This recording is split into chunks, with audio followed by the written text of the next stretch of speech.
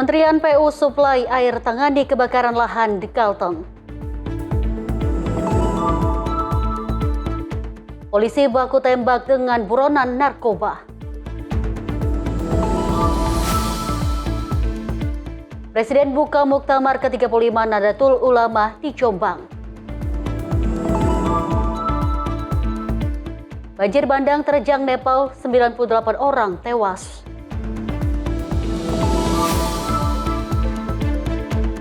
Tahan Thailand, Vietnam juara Piala AFF 2026.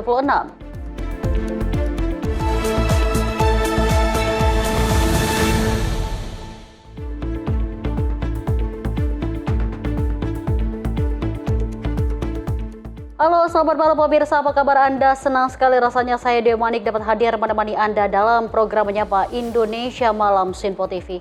Selain informasi utama, kami juga akan menemani Anda dengan sejumlah informasi terkini dari dalam negeri dan juga mancanegara. Inilah Menyapa Indonesia Malam Sinpo TV selengkapnya.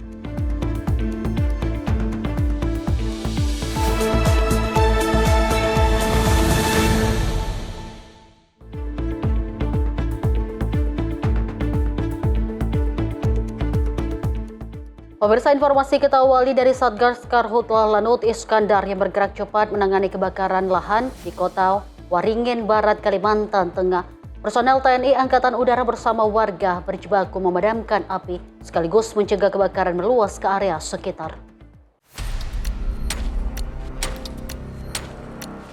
Satgas Karhutla Lanut Iskandar merespon cepat laporan kebakaran lahan di wilayah kota Waringin Barat, Kalimantan Tengah.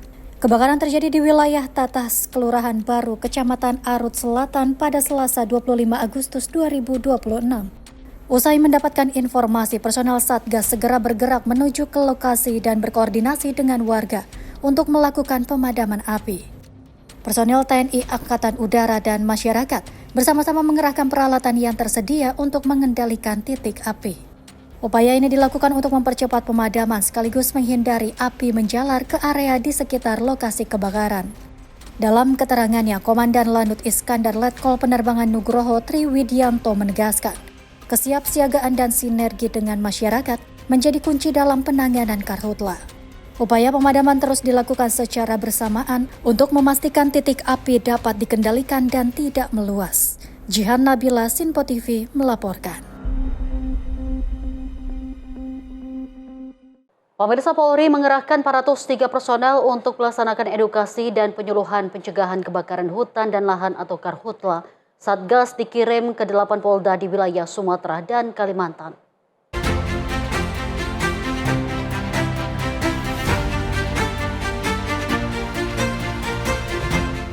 Polri menggelar apel pemberangkatan Satgas Penyuluhan dan Edukasi Pencegahan Kebakaran Hutan dan Lahan. Sebanyak 403 personel diberangkatkan ke 8 Polda di wilayah Sumatera dan Kalimantan.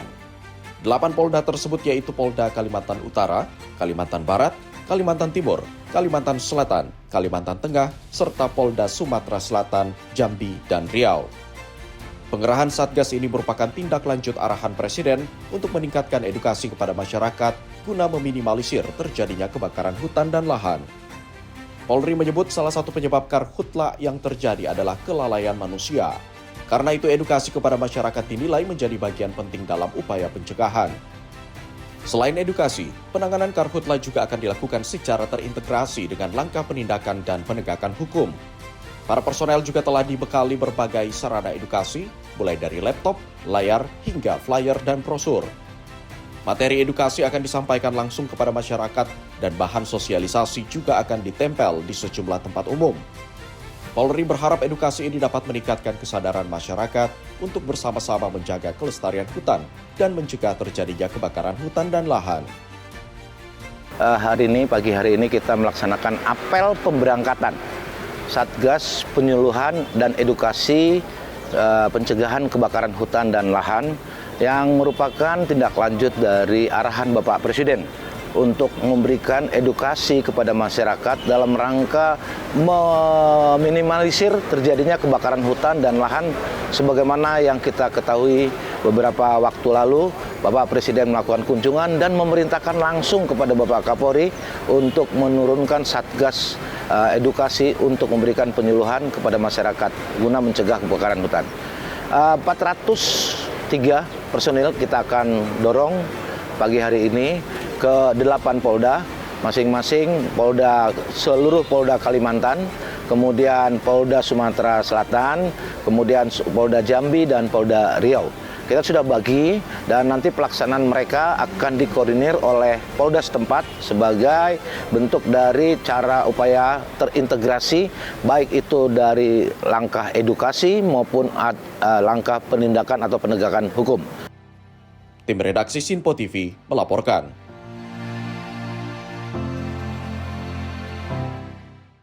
Sementara itu, pemirsa, Kementerian Pekerjaan Umum melalui Balai Wilayah Sungai atau BWS Kalimantan II bergerak cepat menangani kejadian kebakaran hutan dan lahan di Kalimantan Tengah.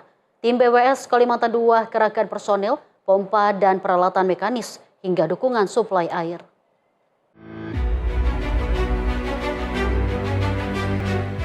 Kementerian Pekerjaan Umum melalui Balai Wilayah Sungai Kalimantan II turut mendukung penanganan kebakaran hutan dan lahan di Jalan Tampung Penyang 13 Kecamatan Jekan Raya, Kota Palangkaraya, Kalimantan Tengah pada Senin 24 Agustus 2026.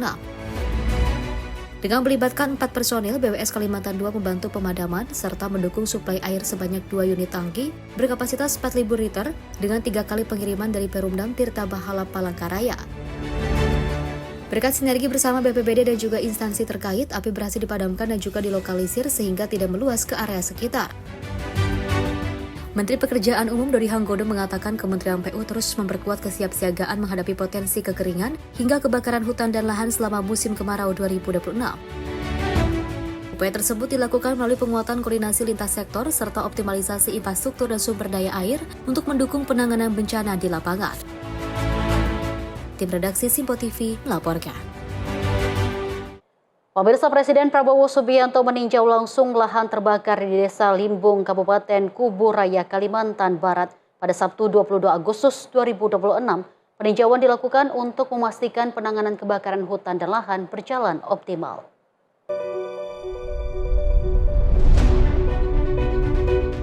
Sebelumnya, Presiden Prabowo Subianto memimpin rapat terbatas terkait penanganan karhutla di Pangkalan TNI AU Supadio. Usai rapat, Kepala Negara langsung menuju lokasi lahan terbakar di Desa Limbung. Prabowo juga berjalan menyusuri area terdampak dan melihat langsung proses pemadaman. Di lokasi, Presiden memberikan arahan kepada para menteri dan jajaran terkait yang juga mendampinginya. Prabowo menekankan agar penanganan karhutla dilakukan secara cepat dan terkoordinasi. Langkah ini dinilai penting untuk segera mengendalikan api sekaligus mencegah kebakaran meluas ke wilayah lain. Prabowo juga menyapa para petugas gabungan yang tengah melakukan pemadaman. Kepala Negara memantau langsung upaya yang dilakukan petugas di lapangan. Tak hanya petugas, Prabowo juga turut menyapa warga di sekitar lokasi. Peninjauan ini juga menjadi kesempatan bagi Presiden untuk melihat kondisi masyarakat di wilayah terdampak. Pemerintah terus mengerahkan personil dan juga berbagai peralatan untuk mempercepat pemadaman. Upaya pencegahan juga diperkuat agar kebakaran hutan dan lahan tidak meluas. Tim redaksi Sinpo TV melaporkan.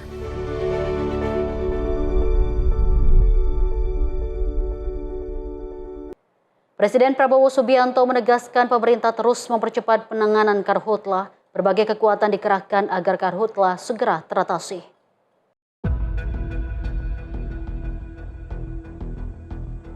Pemerintah terus mengerahkan kekuatan maksimal untuk menangani kebakaran hutan dan lahan di sejumlah wilayah Indonesia.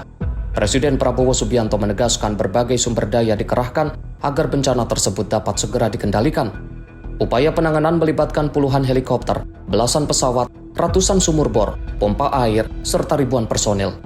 Presiden mengatakan pengerahan kekuatan besar tersebut menjadi bukti negara hadir dan mampu menghadapi berbagai tantangan.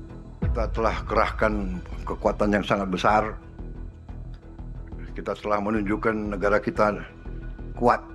Saya bangga dengan prestasi petugas-petugas kita di lapangan. Ini saya sampaikan pada kesempatan ini karena kita, walaupun kita menghadapi cobaan, walaupun kita hadapi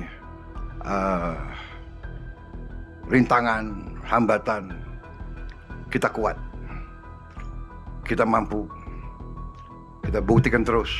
Di Aceh kita selesaikan dalam waktu yang tidak mungkin diperkirakan oleh banyak pihak.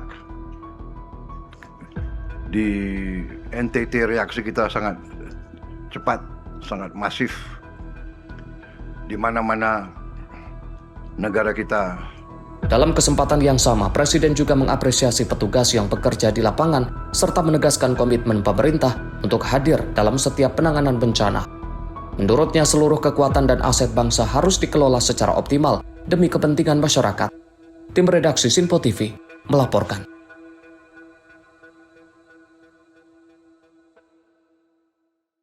Sementara itu, pemirsa, Presiden Prabowo Subianto meninjau pengungsian korban gempa di Nagekeo, NTT. Para relawan mengapresiasi respon cepat pemerintah dalam memenuhi kebutuhan warga terdampak gempa.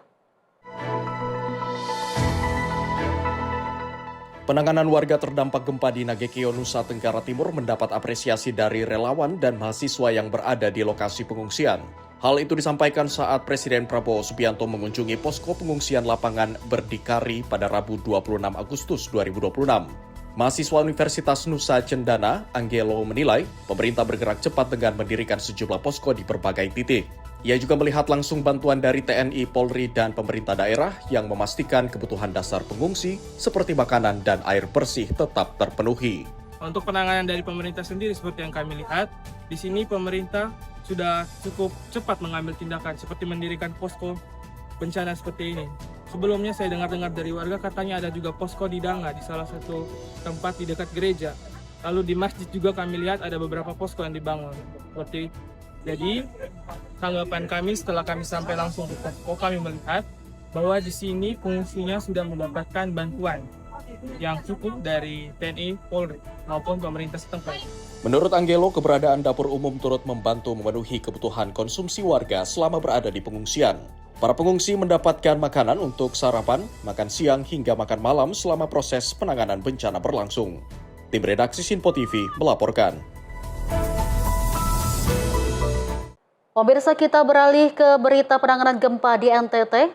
Pemirsa, gempa susulan masih terjadi di Manggarai, Nusa Tenggara Timur.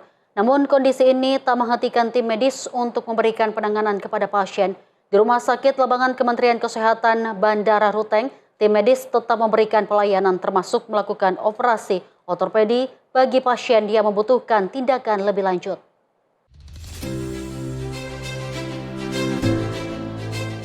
Di tengah situasi pasca gempa di Manggarai, pelayanan kesehatan di Rumah Sakit Lapangan Kementerian Kesehatan Bandara Ruteng tetap berjalan.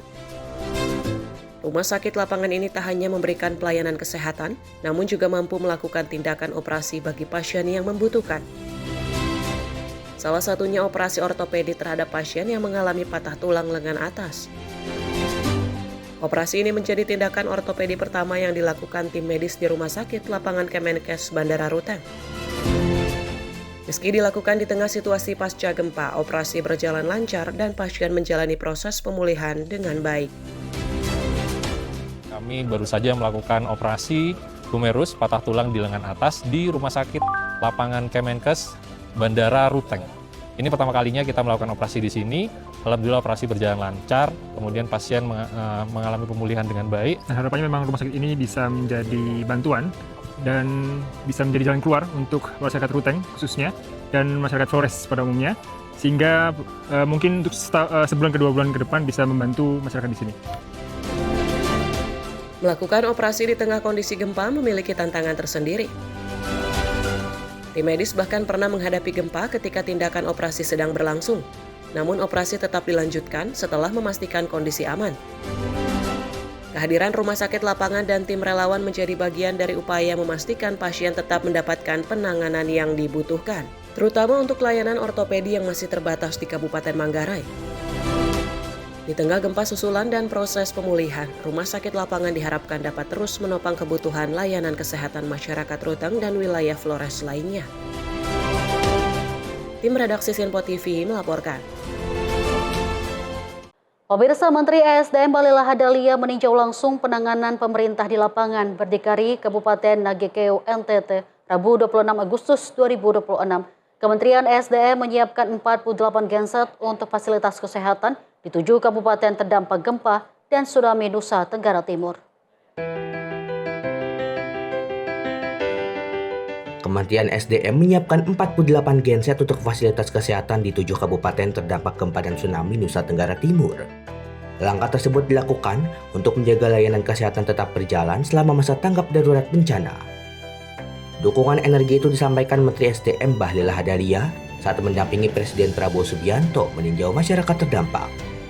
Peninjauan berlangsung sekaligus melihat penanganan pemerintah di lapangan Berdikari, Kabupaten Nagekeo, NTT, pada Rabu 26 Agustus 2026. Terkait dengan bidang energi, BBM dan listrik, cuma ada satu Pak yang kami kasih laporan. Kami kirim 48 genset dari SDM untuk tenda-tenda yang puskesmasnya nggak masuk. Mungkin ini mereka udah trauma di dalam gedung, jadi bikin di luar. Gensetnya kita pakai yang silent Pak, supaya tidak mengganggu mereka dalam berobat. Sebanyak 48 genset tersebut akan disalurkan ke 7 kabupaten terdampak bencana di wilayah Nusa Tenggara Timur. Kementerian SDM bersama pelaku usaha sektor SDM juga telah mendirikan sekitar 30 posko tanggap darurat. Posko tersebut disiapkan untuk mendukung penanganan masyarakat dan menjaga kebutuhan dasar tetap terpenuhi selama kondisi darurat. Dukungan energi terutama diarahkan agar pelayanan kesehatan dapat terus berjalan di lokasi terdampak bencana. Program SDM Siaga Bencana telah berjalan sejak 16 Agustus 2026 dengan mengerahkan personel dan bantuan kemanusiaan. Bantuan tersebut disalurkan untuk mendukung penanganan masyarakat di sejumlah wilayah terdampak bencana NTT. Dukungan kemanusiaan yang diberikan mencakup pencarian dan pertolongan, layanan kesehatan, serta pemenuhan kebutuhan logistik masyarakat. Pelaksanaan bantuan dilakukan sebagai bagian penanganan selama masa tanggap darurat menuju proses pemulihan. Tim redaksi Sinpo TV melaporkan. Pemirsa, Kementerian Kependudukan dan Pembangunan Keluarga menyiapkan layanan pemulihan trauma atau trauma healing bagi masyarakat yang terdampak gempa di Nusa Tenggara Timur. Layanan ini membantu untuk memastikan kondisi keluarga di wilayah terdampak terpantau dengan baik. Dalam rapat pimpinan Kementerian Kependudukan dan Pembangunan Keluarga, penanganan dampak gempa di Nusa Tenggara Timur menjadi fokus perhatian. Koordinasi terus dilakukan untuk memastikan kondisi keluarga dan penyuluh di wilayah terdampak dapat terpantau, sekaligus mengidentifikasi kebutuhan yang paling prioritas. Kebutuhan tersebut dipetakan untuk jangka pendek, menengah, dan panjang agar dukungan yang diberikan sesuai dengan kewenangan dan kondisi di lapangan. Menurut Menteri Kependudukan dan Pembangunan Keluarga Wihaji, salah satu dukungan yang disiapkan adalah trauma healing bagi masyarakat yang terdampak. Maka dari itu, pihaknya terus berkoordinasi dan memastikan kehadiran kementerian dapat memberikan dukungan yang dibutuhkan bagi keluarga dan masyarakat di Nusa Tenggara Timur. Saya minta nanti tolong dilaporkan kebutuhan ataupun hal-hal yang bisa dibantu oleh kementerian kita yang berkenaan dengan musibah di NTT. Kebutuhan prioritasnya apa, yang jangka pendek, jangka menengah, jangka panjang, tapi betul-betul prioritas. Yang menjadi kewenangan kita dan mungkin bisa turun tangan adalah trauma healing.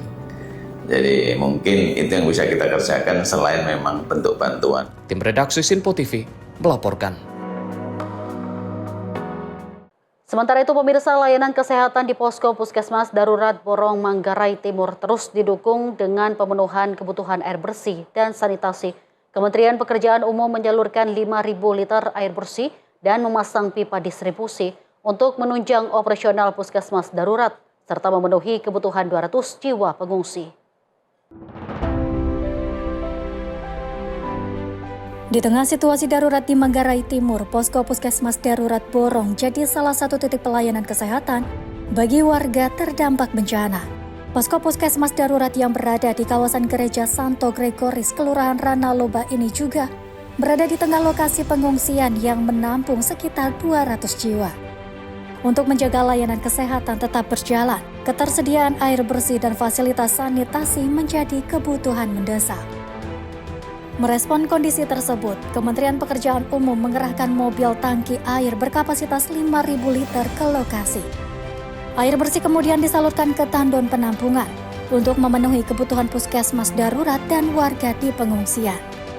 Agar pasokan air dapat menjangkau posko pelayanan kesehatan, tim juga memasang pipa distribusi sepanjang 150 meter.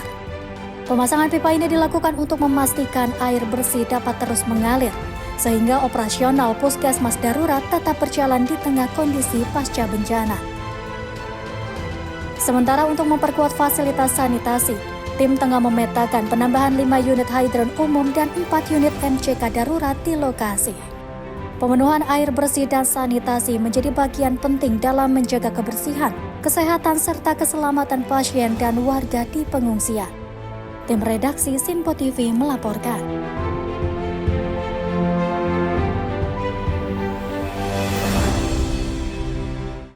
Pemirsa, kehangatan terasa di tengah duka yang masih menyelimuti warga terdampak gempa Flores, Nusa Tenggara Timur. Mendikdasmen Abdul Muti mengunjungi sejumlah titik terdampak dengan membawa harapan bagi guru dan murid untuk segera kembali menjalani kegiatan belajar mengajar. Senyum perlahan kembali terlihat di wajah para murid di tengah kondisi pasca gempa yang masih menyisakan duka di Nusa Tenggara Timur. Menteri Pendidikan Dasar dan Menengah Abdul Muti bersama rombongan Kemendikdasmen meninjau langsung sejumlah titik terdampak gempa di Kabupaten Nagekeo dan Kabupaten Ngada, Nusa Tenggara Timur. Di tengah kunjungan, suasana menjadi lebih hangat. Para murid bernyanyi dan tertawa bersama, serta menuliskan harapan mereka untuk bisa segera kembali bersekolah. Sementara para guru berbagi cerita tentang pengalaman mereka saat gempa terjadi, serta harapan agar proses belajar mengajar dapat kembali berjalan. Dalam kunjungan ini, Mendikdasmen menyerahkan sejumlah bantuan. Di antaranya 9.400 buku non-teks, 495 school kit, 30 family kit, 1.000 kaos, 1.650 paket makanan, serta bantuan tunai. Bantuan ini disambut antusias oleh para guru dan murid. Di tengah upaya memulihkan bangunan dan fasilitas pendidikan, semangat para guru dan murid untuk kembali ke sekolah pun perlahan tumbuh. Dari Nagekeo dan Ngada, harapan itu sederhana, bisa kembali belajar, mengajar, dan menjalani hari-hari di sekolah dengan tenang. Tim redaksi Sinpo TV melaporkan.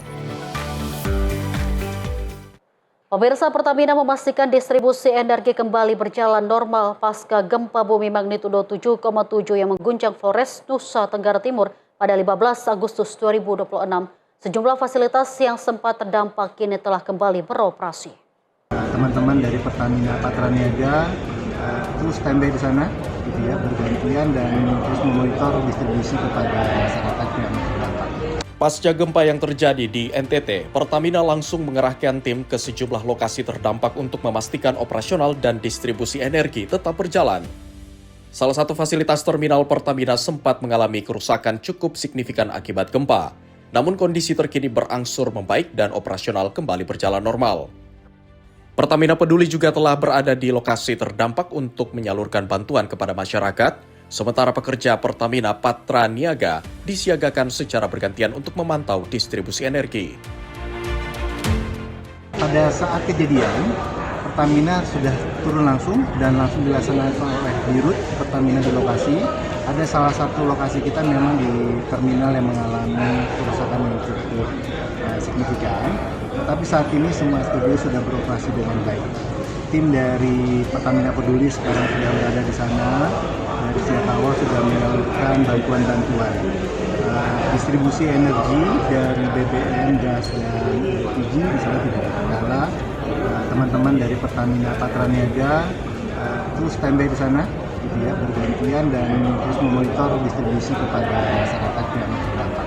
Fuel terminal di sana semuanya udah aman beroperasi normal, Mas ya? Sudah. 58 sudah kembali normal. SPBU ya. SPBU-nya juga sudah beroperasi normal. Berdasarkan pemutakhiran Pertamina, seluruh SPBU di Pulau Flores kemudian telah kembali beroperasi. Pemulihan ini dilakukan untuk menjamin kebutuhan energi masyarakat serta mendukung proses pemulihan pasca bencana.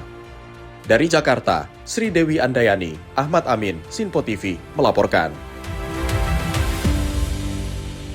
Sementara itu, pemirsa, Presiden Prabowo Subianto menyapa langsung warga NTT saat meninjau posko pengungsian di Nagekeo. Presiden menegaskan pemerintah hadir dan akan terus membantu masyarakat terdampak bencana.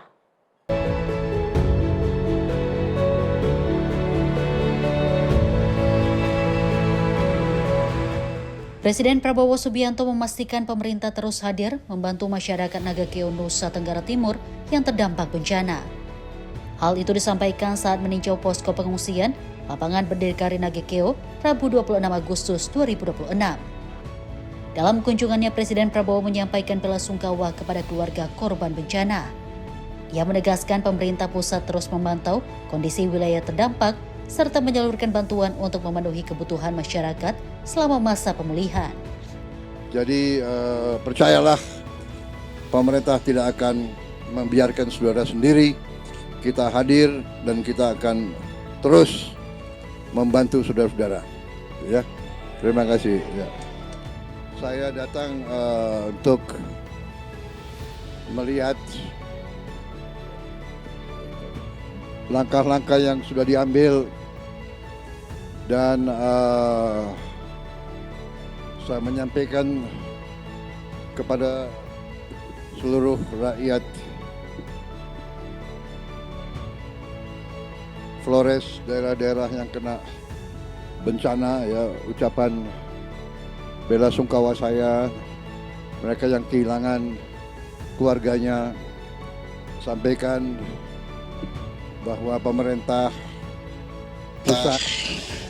pusat terus-menerus memantau dan terus-menerus melakukan langkah-langkah mengirim bantuan, menyiapkan semuanya untuk mengatasi kesulitan. Ini masalah alam, kita waspadai, kita belajar dan kita ambil langkah-langkah persiapan. Sudah kita siapkan perbaikan-perbaikan, langkah-langkah sementara supaya sekolah bisa segera buka, segera kita jalankan. Mungkin untuk keamanan, sekolah-sekolah mungkin di tenda dulu, ya. Menurut para ahli, kita butuh kurang lebih sabar, mungkin maksimal mungkin 3 minggu lagi ya, baru relatif aman semuanya. Kita mulai nanti bangun hunian-hunian sementara dan perbaikan rumah-rumah dan sebagainya. Presiden Prabowo juga menyampaikan sejumlah langkah sementara agar aktivitas warga dapat kembali berjalan, termasuk membuka kembali sekolah dengan memanfaatkan tenda jika diperlukan. Pemerintah juga akan menyiapkan hunian sementara dan memperbaiki rumah warga setelah kondisi wilayah dinyatakan aman oleh para ahli. Tim redaksi Sinpo TV melaporkan.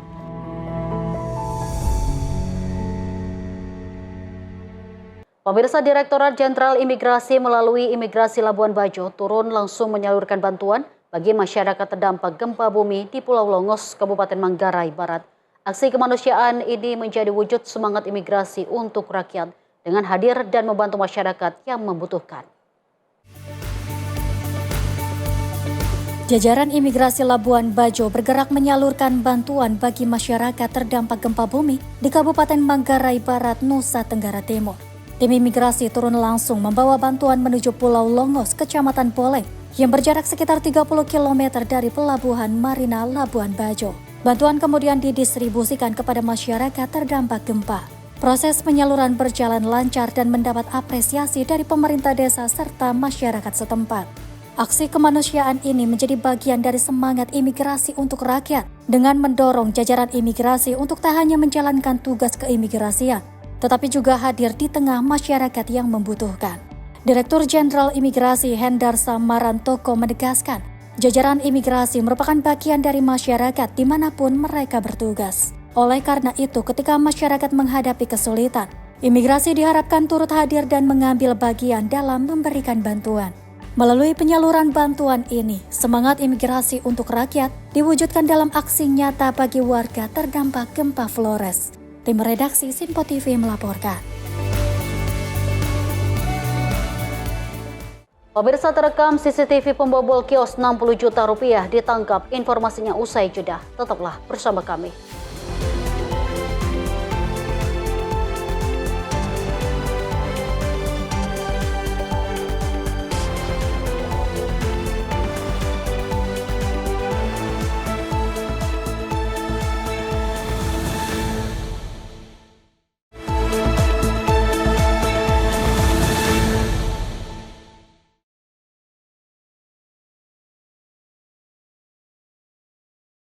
Selamat malam pemirsa, Anda kembali menyaksikan Menyapa Indonesia Malam Sinpo TV. Pemirsa, Satuan Reserse Narkoba Polres Metro Bekasi menciduk 2 pemuda yang tengah memproduksi narkotika jenis sintetis di Gang Taufik, Desa Babelan, Kota Bekasi. 2 orang diamankan masing-masing berinisial TMF dan ADP.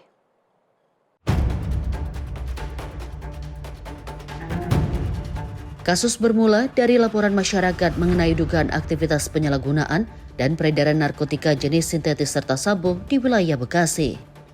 Merespon hal tersebut, personel Satres Narkoba melakukan penyelidikan.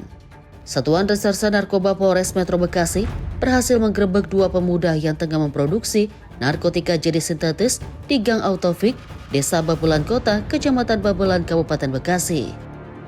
2 orang diamankan masing-masing berinisial TMF dan ADP yang merupakan warga Kecamatan Babelan, Kabupaten Bekasi.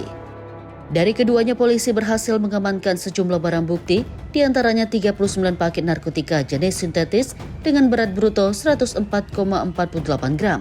1 paket diduga narkotika sintetis seberat bruto 11,46 gram. 1 paket narkotika jenis sabu dengan berat 18 gram. Tim redaksi Sinpo TV melaporkan. Peristiwa baku tembak terjadi saat polisi hendak menangkap seorang buronan kasus narkoba dan kepemilikan senjata api ilegal di Kabupaten Lampung Utara, Lampung.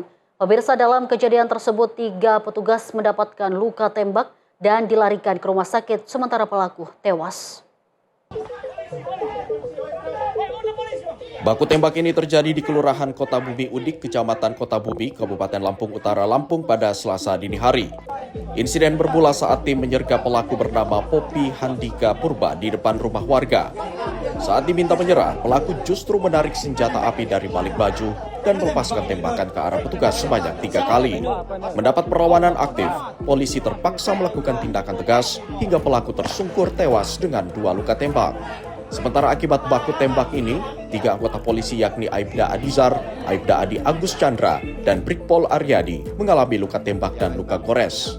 Brigpol Aryadi bahkan harus dirujuk ke rumah sakit di Bandar Lampung karena proyektil peluru masih bersarang di perutnya. Dari lokasi kejadian, polisi menyita 1 pucuk senjata api rakitan jenis revolver, 2 peluru aktif, serta 3 selongsong kaliber 9 mm. Mendapat laporan dari masyarakat bahwa ada organ tunggal di situ pasang. Kebetulan sih kebenaran langsung ditindaklanjuti oleh petugas kita, dan saat ini memang telah terjadi perlawanan dari pelaku yang sementara ini juga sebagai bandar. Anggota Polri yang terluka ada 3 orang yang saat ini dalam tahap perawatan dengan inisial A, ACC, kemudian sama A. Kini penyidik masih terus mendalami keterlibatan pelaku dalam jaringan peredaran narkoba dan senjata api ilegal di wilayah Lampung Utara. Dari Lampung Utara, Lampung, Immanuel Simorangkir, Sinpo TV melaporkan. Kita beralih dengan informasi lainnya, pemirsa. Pemkot Surabaya bersama Kantor Wilayah Direktorat Jenderal Bea dan Cukai Jawa Timur 1 memusnahkan 43,2 juta batang rokok ilegal pada Rabu 26 Agustus 2026. Wali Kota Surabaya Eri mendorong agar sosialisasi dan juga penegakan hukum terhadap peredaran rokok ilegal semakin diperkuat. Pemerintah Kota Surabaya bersama Kantor Wilayah Direktorat Jenderal Bea dan Cukai Jawa Timur 1 dan Kantor Pengawasan dan Pelayanan Bea dan Cukai tipe Madya Pabean B Sidoarjo memusnahkan 43,2 juta batang rokok ilegal pada Rabu 26 Agustus 2026. Pemusnahan secara simbolis dilakukan dengan cara dibakar di halaman Balai Kota Surabaya. Sementara pemusnahan keseluruhan barang bukti dilakukan di fasilitas pengelolaan limbah di PT Pria Kecamatan Jetis, Kabupaten Mojokerto. Pemusnahan ini menjadi bagian dari upaya bersama Pemkot Surabaya dan aparat penegak hukum dalam menekan peredaran rokok ilegal sekaligus melindungi penerimaan negara. Wali Kota Surabaya Eri Cahyadi mengatakan, pemusnahan puluhan juta batang rokok ilegal tersebut merupakan hasil sinergi antar Pemkot, Bea Cukai dan unsur Forum Koordinasi Pimpinan Daerah. Menurutnya, proses pemberantasan rokok ilegal membutuhkan kolaborasi dan kerjasama seluruh pihak. Sebab petugas harus melakukan penelusuran hingga menemukan barang yang beredar tanpa memenuhi ketentuan. Wali Kota Eri menjelaskan penerimaan cukai hasil tembakau turut memberikan manfaat bagi masyarakat. Termasuk diantaranya adalah mendukung perlindungan pekerja yang berkaitan dengan sektor rokok. Oleh karena itu, Wali Kota Eri mendorong agar sosialisasi dan penegakan hukum terhadap peredaran rokok ilegal semakin diperkuat. Pemusnahan rokok ilegal sejumlah 43,2 juta batang. Hari ini dengan pemusnahan 43,2 juta batang rokok ilegal, maka menjadi semangat kita. Satu, ketika kita melakukan sosialisasi, ketika kita melakukan penegakan hukum, perda, maka niatkan innamal amalu binniyat. Niatnya adalah menjaga kesehatan warga Kota Surabaya. Di tempat yang sama, Kepala Kanwil Bea Cukai Jawa Timur 1, Rusman Hadi mengatakan, rokok ilegal yang dimusnahkan kali ini mencapai 43,248 juta batang dengan nilai barang kurang lebih 64,2 miliar rupiah. Rusman menegaskan pajak rokok merupakan pajak daerah yang dipungut bersamaan dengan cukai dan disalurkan kepada pemerintah provinsi untuk kemudian diteruskan kepada pemerintah kabupaten kota. Tim redaksi Sinpo TV melaporkan. Pemirsa, aparat kepolisian menangkap seorang pria diduga mencuri uang tunai 60 juta rupiah dan sejumlah rokok di salah satu kios di Kabupaten Jeneponto, Sulawesi Selatan, Rabu 26 Agustus 2026 dini hari. Aksi pencurian pelaku terekam CCTV.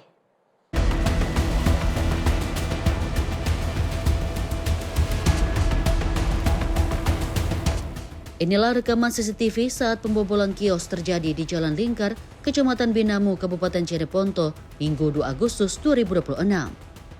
Pelaku yang beraksi seorang diri masuk dan mengambil uang tunai 60 juta rupiah dan sejumlah rokok. Setelah melakukan perburuan, tim Pegasus Resmo Polres Jeneponto bersama Resmo Polda Sulsel dan Polres Pangkep menangkap pelaku ZA 24 tahun saat tertidur di depan salah satu warung di Kabupaten Pangkep, Rabu 26 Agustus dini hari. Petugas mengamankan 1 unit sepeda motor, 1 unit telepon seluler, serta uang tunai Rp400.000.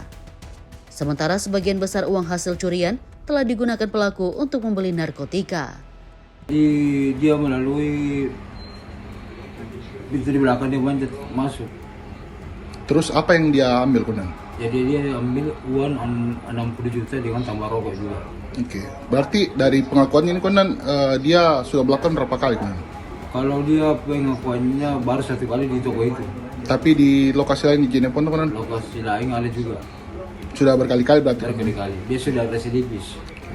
Ini waktu diamankan di mana, Konan?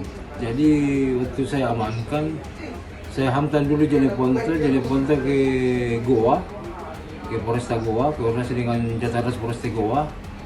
Baru saya ke Pangkep yang saya tangkap tadi. Barang buktinya apa ini? Barang bukti 1 unit motor, 1 HP, uang 400.000 yang ada di tangannya. Yang lain berarti sudah dia gunakan, Konan, ya? Jadi uang yang lain dia belikan dengan narkoba dengan pakai judul. Pelaku beserta barang bukti diamankan ke Posko Resmo Polda Sulsel di Kota Makassar untuk interogasi awal. Setelah itu pelaku dibawa ke Kabupaten Jeneponto untuk pengembangan dan pencarian barang bukti kejahatan lainnya. Dari Kabupaten Jeneponto, Sulawesi Selatan, jurnalis Sinpo TV melaporkan. Pemirsa, asyik berbelanja daster di tengah ramainya pengunjung, seorang wanita asal Kendari, Sulawesi Tenggara menjadi korban pencopetan di Pasar Blok B Tanah Abang, Jakarta Pusat. Pelaku diduga komplotan ibu dan anak yang berhasil membawa kabur uang tunai 7 juta rupiah, uang asing pecahan $100, serta sepasang cincin kawin dengan total kerugian mencapai 30 juta rupiah lebih. Kamera pengawas CCTV ini merekam detik-detik aksi pencopetan di sebuah toko pakaian di Pasar Blok B Tanah Abang, Jakarta Pusat. Sekilas tak ada gerak-gerik mencurigakan dari aktivitas sejumlah pengunjung yang sibuk membeli pakaian. Namun kejanggalan terjadi saat seorang ibu berkerudung merah jambu memepet korban yang memakai kerudung berwarna coklat. Sambil menutupi tas korban dengan baju yang seolah akan dibelinya, pelaku pun beraksi merogoh tas korban. Dari rekaman CCTV, pelaku diduga ditemani anak laki-lakinya yang mengenakan kaos berwarna putih. Karena setelah berhasil mengambil tas kecil korban, pelaku kemudian pergi bersama remaja tersebut. Anak gadis korban yang membuat laporan ke Polsek Metro Tanah Abang menuturkan aksi pencopetan terjadi saat ibu dan bibinya sedang berbelanja daster. Sang ibu baru menyadari telah menjadi korban pencopetan setelah beralih ke toko lain untuk membeli pakaian dalam. Akibat kejadian tersebut, korban kehilangan uang tunai sebesar 7 juta rupiah, uang asing pecahan $100, dan sepasang cincin pernikahan dengan total kerugian diperkirakan mencapai 30 juta rupiah. Itu mama lagi ngapain saat itu? Lagi belanja di Tanah Abang. Dia baru datang ke toko itu. Terus mungkin nggak tahu resnya emang kebuka apa dibuka sama ibu-ibu itu. Pas lagi milih-milih, ibunya mepet mamaku kan. Terus habis itu dipepet, dia ambil kayak gini. Terus mamaku sadarnya itu pas naik ke atas mau beli pakaian dalam, udah nggak ada duitnya. Apa aja yang kami? Ada uang sekitar 7 juta atau 8 juta cash. Terus ada uang lagi $100. Terus sama cincin kawin ada 2. Total kerugiannya berapa? Nah, sekitar itulah 20 lebih 30. 30 jutaan. Ya. Saya sih harapannya pengennya baliknya cincinnya aja 2, soalnya cincin kawin kan. Oh, cincin kawin. Cincin kawin, iya. Tim Opsnal Reskrim Polsek Metro Tanah Abang telah mendatangi lokasi dan meminta keterangan dari sejumlah saksi. Berbekal rekaman kamera CCTV, petugas juga langsung melakukan pengejaran terhadap komplotan copet ibu dan anak yang telah dikantongi identitasnya. Dari Jakarta, Tim Liputan Sinpo TV melaporkan.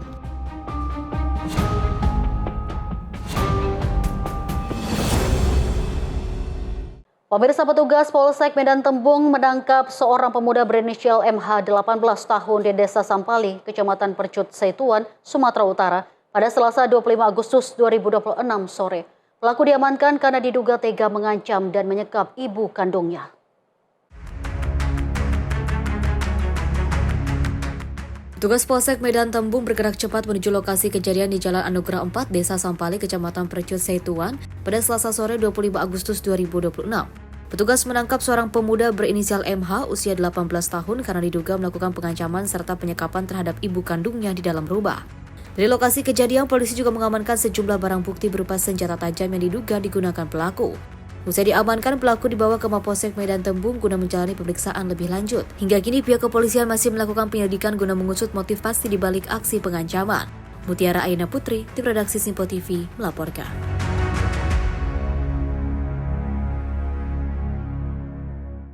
Pemirsa, seorang pria dianiaya sejumlah terduga pelaku pengedar narkoba di Kota Solok, Sumatera Barat. Korban dianiaya setelah melaporkan adanya aktivitas dugaan peredaran narkoba. 2 dari 3 terduga pelaku berhasil diamankan petugas Sareskrim, Polres Solok, dan Polres Damasraya.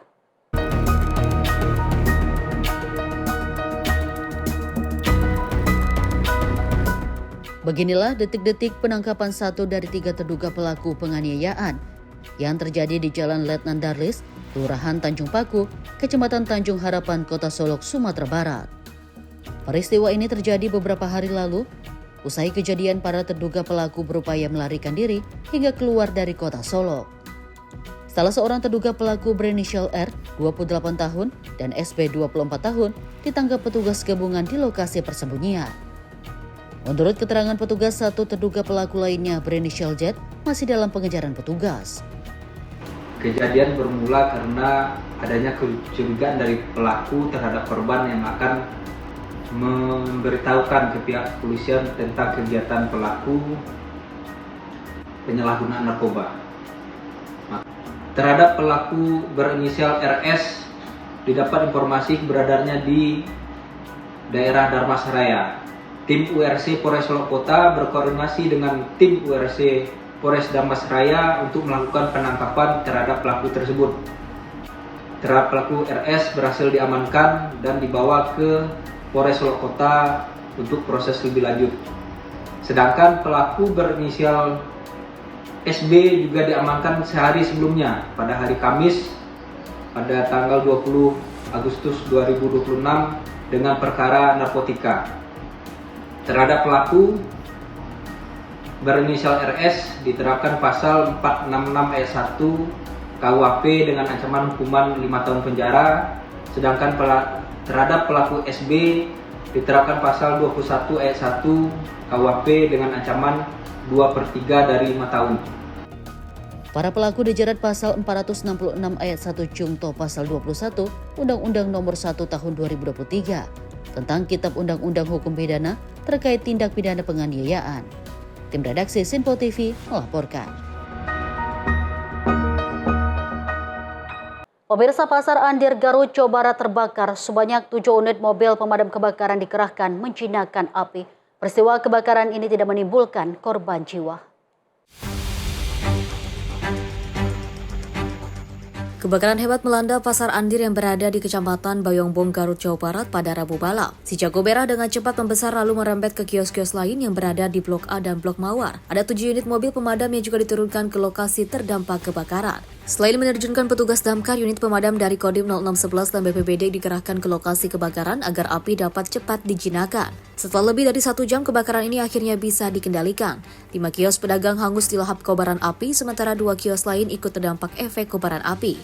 Ini yang kebakar 5 unit kios, yang terdampak 2 unit. Syukur alhamdulillah kami bisa menangani tidak meluas ya. Jadi yang terbakar 5 kios dan 2 terdampak.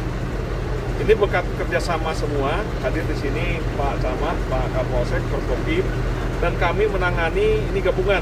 Jadi dari damkar kami menurunkan 3 unit, dari BPBD 1 unit, dari pos Cikajang, ya, pos Cikajang 1 unit, pos kota 1 unit. Jadi seluruh dari damkar ada 5 unit, ditambah BPBD 1 dari Kodim 1 unit. Jadi yang kami turunkan untuk penanganan ini adalah 7 unit gabungan.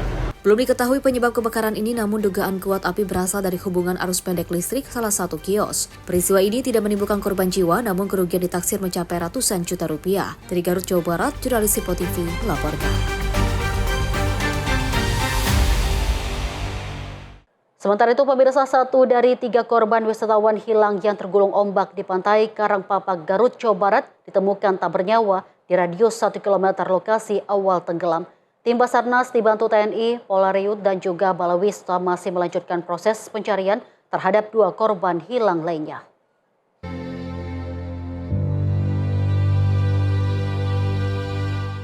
Upaya pencarian wisatawan yang hilang terguling ombak pantai Karangpapak, Kecamatan Cikelet, Garut, Jawa Barat, akhirnya membuahkan hasil.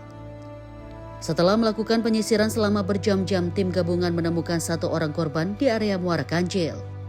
Korban ditemukan dalam kondisi sudah tak bernyawa setelah petugas melakukan penyisiran hingga 4 km ke arah barat dari lokasi kejadian. Jenazah dievakuasi ke Rumah Sakit Umum Daerah Pamengpeek, Garut untuk menjalani proses identifikasi. Hingga kini operasi SAR masih dilanjutkan untuk mencari 2 korban lainnya. Selain menyisir bibir pantai, petugas juga menggunakan perahu menuju tengah laut.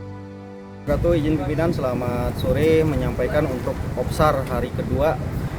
Pada hari ini, tadi pukul 11.00, salah satu korban berhasil ditemukan oleh Basarnas dan tim SAR gabungan.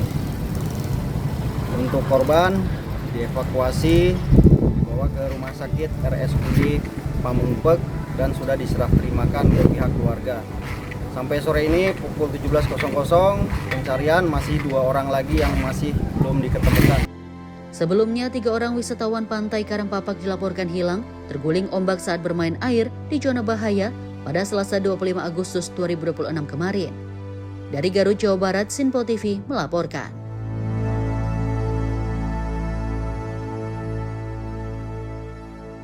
Tim SAR gabungan menemukan 1 dari 3 wisatawan yang dilaporkan tenggelam di pantai Karangpapak, Santolo, Kabupaten Garut, Jawa Barat. Korban ditemukan dalam kondisi meninggal dunia pada hari kedua pencarian, sementara 2 wisatawan lainnya masih dalam pencarian.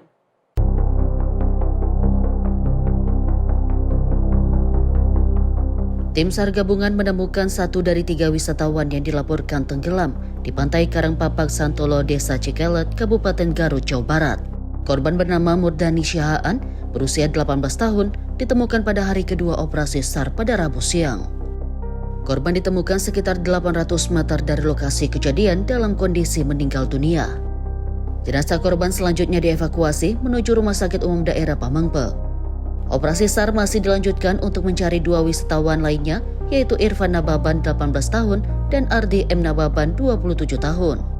Pencarian dilakukan dengan menyisir sekitar lokasi kejadian serta area yang diperkirakan menjadi arah korban terbawa arus. Kepala Kantor SAR Bandung Aderian Permana mengimbau wisatawan untuk memperhatikan kondisi cuaca, gelombang dan arus laut, serta tidak beraktivitas di area yang berbahaya. Operasi SAR terus dioptimalkan untuk menemukan 2 korban yang masih hilang. Tim redaksi Sinpo TV melaporkan.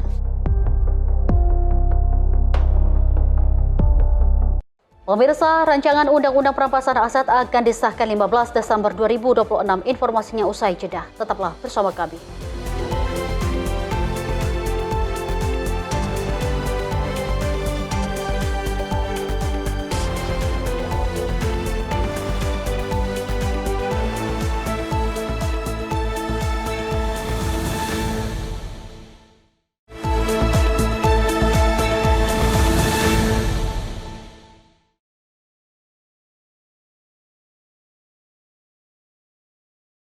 Selamat malam pemirsa, Anda kembali menyaksikan Menyapa Indonesia Malam Sinpo TV. Pemirsa, Presiden Prabowo Subianto membuka langsung Muktamar ke-35 Nahdlatul Ulama di Pondok Pesantren Bahrul Ulum Kota Jombang, Jawa Timur pada Kamis petang. Nantinya hasil pada Muktamar ini akan menetapkan pimpinan baru Nahdlatul Ulama periode 2026 hingga 2031 mendatang. Dan Nahdlatul Ulama yang menentukan stabilitas, keamanan, perdamaian, dan masa depan bangsa Indonesia. Muktamar ke-35 Nahdlatul Ulama kali ini merupakan gelaran muktamar pertama di abad kedua. Presiden Prabowo Subianto menyoroti organisasi Nahdlatul Ulama memiliki kaitan erat dengan semangat perjuangan kemerdekaan Indonesia di masa lampau. Adapun pembukaan ini turut diikuti Wakil Presiden Gibran Rakabuming Raka, jajaran Kabinet Merah Putih, hingga pimpinan MPR RI. Penyelenggaraan Muktamar ke-35 Nahdlatul Ulama ini akan bergulir hingga Sabtu esok, sekaligus mengumumkan Ketua Umum PBNU yang terpilih untuk masa bakti 2026 hingga 2031. Hadir selalu dalam kejadian-kejadian bangsa ini, dalam krisis-krisis bangsa ini, Nahdlatul Ulama selalu hadir, dan Nahdlatul Ulama yang menentukan stabilitas, keamanan, perdamaian, dan masa depan bangsa Indonesia.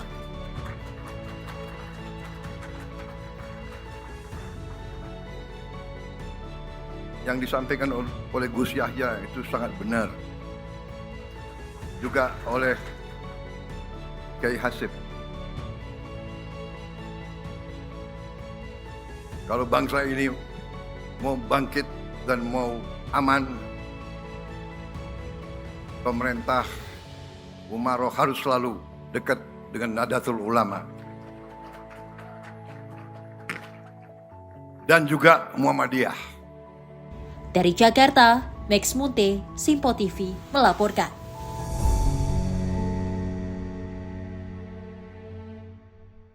Pemirsa, ribuan Muslim memadati jalanan Hyderabad, India untuk memperingati Maulid Nabi Muhammad.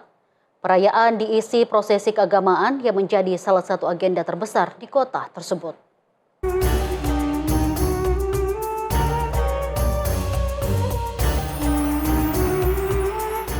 Kawasan Kota Tua Hyderabad dipenuhi lautan peserta. Bendera berwarna hijau, putih, dan emas terlihat di sepanjang rute prosesi. Peserta mengikuti Markazi Milad Bisjulos yang melintasi sejumlah kawasan bersejarah di Hyderabad. Sejumlah peserta menyebut perayaan ini juga menjadi momen untuk menyampaikan pesan perdamaian dan kerukunan antar umat beragama. 1501 साल बाद जो है ना जश्न ईद मिलादुन नबी सल्लल्लाहु अलैहि वसल्लम तेलंगाना में हैदराबाद के अंदर जो है ना मनाया जा रहा है। बहुत ही जोश व खरोश से मरकजी मिलाद जुलूस का जो है ना इनेकाद अमल में लाया जा रहा है। आज अल्हम्दुलिल्लाह आप देख रहे हैं शहर में गंगा जमुना तहजीब के तौर पर हर मुसलमान एकजुटती के साथ हर कम्युनिटी के हिंदू रहो, चाहे मुसलमान रहो, चाहे सिख हो, ईसाई हो, दलित रहो, कोई भी रहो, उसको लेकर के जो है ना आज अमन शांति का एक पैगाम जो है ना हम पहुंचा रहे हैं। Untuk menjaga keamanan, polisi mengerahkan personel khusus di sepanjang rute prosesi. CCTV dan drone juga digunakan untuk memantau pergerakan massa. Perayaan Maulid tidak hanya diisi dengan prosesi, Sejumlah organisasi masyarakat turut menggelar aksi sosial seperti donor darah dan pembagian makanan. Buah-buahan juga dibagikan kepada pasien di sejumlah rumah sakit. Maulid Nabi umumnya diperingati setiap 12 Rabiul Awal, bulan ketiga dalam kalender Islam. Perayaan digelar umat muslim di berbagai negara melalui doa, pengajian, dan berbagai kegiatan keagamaan. Tim redaksi Sinpo TV melaporkan.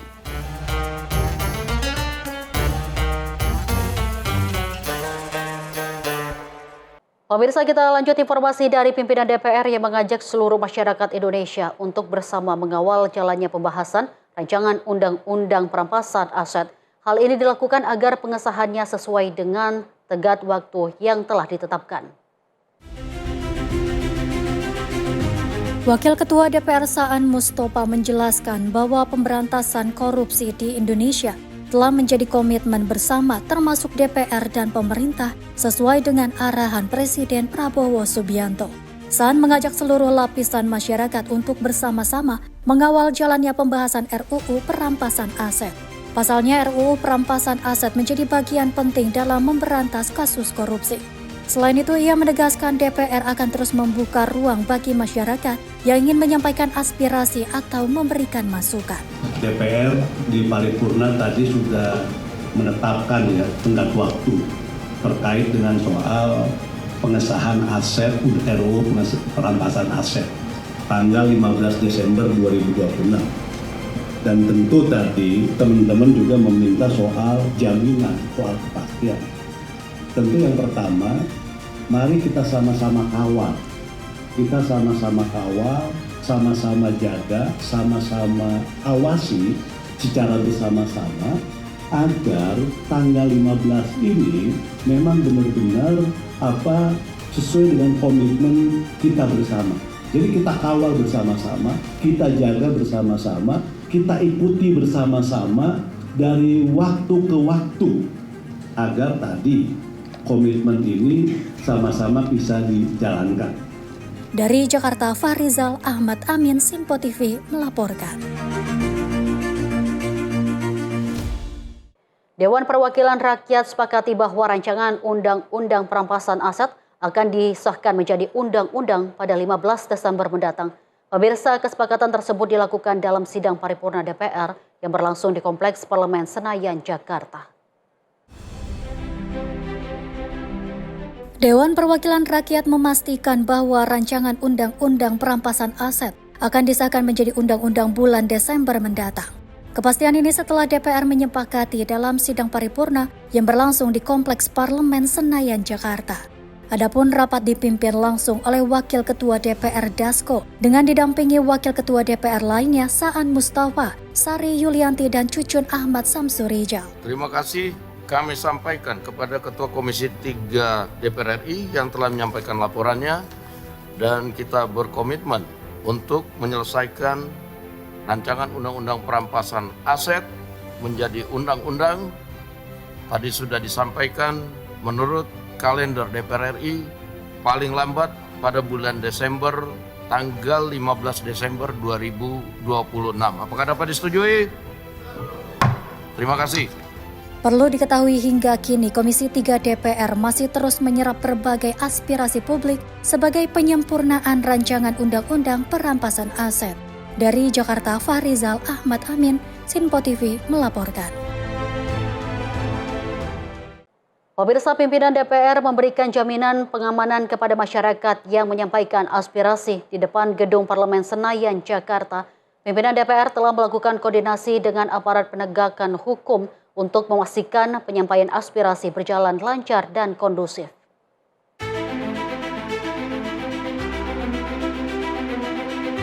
Wakil Ketua Komisi 6 DPR Andre Rosiade menyampaikan bahwa pimpinan DPR akan mengawal langsung pengamanan penyampaian aspirasi yang digelar di depan Gedung Parlemen Senayan, Jakarta.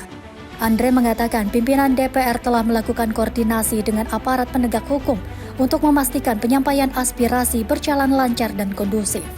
Tidak hanya itu saja, pimpinan DPR juga memberikan jaminan pengamanan dan perlindungan bagi masyarakat yang menyampaikan aspirasi untuk pulang menuju ke wilayahnya masing-masing.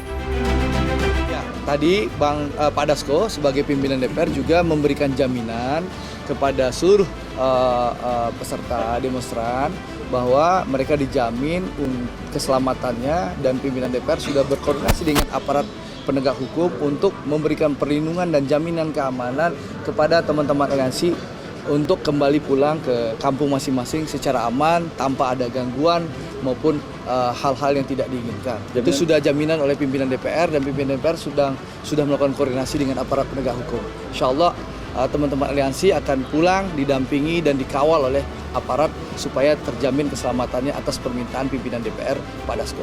Dari Jakarta, Fahrizal Ahmad Amin, Sinpo TV melaporkan. Kita lanjut informasi dari kawasan perbatasan Indonesia perlahan meninggalkan citra sebagai daerah terisolasi. Pemirsa, pemerintah pun kini menempatkan perbatasan Indonesia sebagai bagian penting dari wajah dan pertumbuhan Indonesia.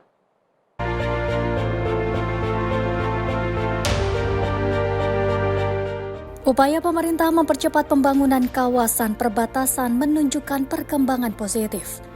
Badan Nasional Pengelola Perbatasan mencatat kenaikan indeks pengelolaan kawasan perbatasan dari 0,55 pada 2025 menjadi 0,58 pada 2026. Juru bicara BNPB Nadia Mulya mengatakan, pengukuran IPKP 2026 dilakukan di 22 pusat pertumbuhan kawasan perbatasan, terdiri atas 11 kawasan darat dan 11 kawasan laut. Penilaian mencakup aktivitas lintas batas, konektivitas transportasi, serta pertumbuhan ekonomi kawasan. Pengukuran IPKP tersebut mencakup 11 kawasan di wilayah darat dan 11 kawasan di wilayah laut dengan melihat 3 hal utama, yakni aktivitas lintas batas, konektivitas transportasi, dan pertumbuhan ekonomi. Tapi penilaian IPKP bukan sekadar soal angka. Hasil pengukuran ini membantu melihat bagian mana kawasan perbatasan yang sudah berkembang dan mana yang masih perlu diperkuat. Perbatasan bukanlah halaman belakang Indonesia, melainkan perbatasan adalah beranda terdepan negara. Dan dari beranda inilah Indonesia terus melangkah, memperkuat pembangunan dan meningkatkan kesejahteraan masyarakat. Menurut Nadia, hasil IPKP menjadi dasar penting untuk memetakan wilayah yang telah berkembang dan kawasan yang masih membutuhkan penguatan. BNPB mendorong kementerian dan lembaga terkait menjadikan hasil evaluasi tersebut sebagai acuan agar pembangunan pembatasan lebih tepat sasaran dan meningkatkan kesejahteraan masyarakat. Tim redaksi Sinpo TV melaporkan.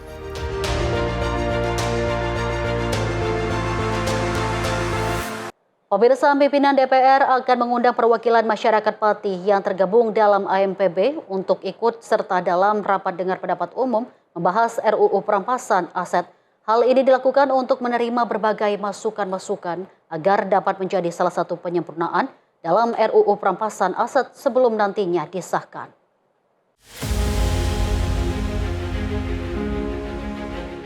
Dewan Perwakilan Rakyat akan menjadwalkan rapat dengar pendapat umum bersama masyarakat Pati yang tergabung dalam AMPB. Rapat dengar pendapat umum ini nantinya akan digelar oleh Komisi 3 DPR untuk membahas perihal rancangan Undang-Undang Perampasan Aset. Hal tersebut disampaikan Wakil Ketua DPR Dasko usai menerima audiensi bersama perwakilan AMPB di Kompleks Parlemen Senayan, Jakarta. Masukan-masukan itu menjadi bagian penting sebagai penyempurnaan RUU Perampasan Aset sebelum nantinya disahkan menjadi undang-undang pada tanggal 15 Desember mendatang. Bahwa tadi kemudian dari pihak yang mendampingi selama ini tadi menyampaikan mesti ada berapa harmonisasi dan kemudian minta supaya diundang dalam rapat dengan pendapat. Saya pikir masukan-masukan pada hari ini itu adalah masukan-masukan buat teman-teman Komisi 3 dan lebih spesifik nanti kan masih ada acara-acara mendengarkan pendapat publik. Nah itu bisa nanti diagendakan, nanti tinggal kapan dan waktunya, karena ini kan nanti kalau balik ke Pati waktunya kapan nanti dikonfirmasikan saja supaya nanti kita bisa agendakan untuk menerima masukan-masukan yang lebih komplit untuk memperkaya Undang-Undang Perampasan Aset. Dari Jakarta, Fahrizal Ahmad Amin, Sinpo TV melaporkan.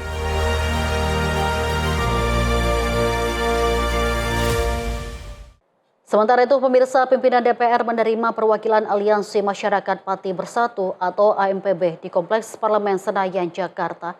Dalam pertemuan ini untuk mendengarkan aspirasi mengenai rancangan Undang-Undang Perampasan Aset.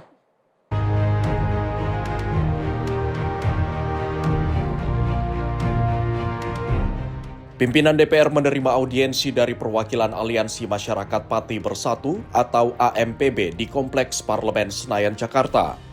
Audiensi ini membahas mengenai rancangan Undang-Undang Perampasan Aset. Wakil Ketua DPR, Dasko, mengatakan pihaknya telah menyepakati bahwa rancangan Undang-Undang Perampasan Aset akan disahkan pada 15 Desember mendatang.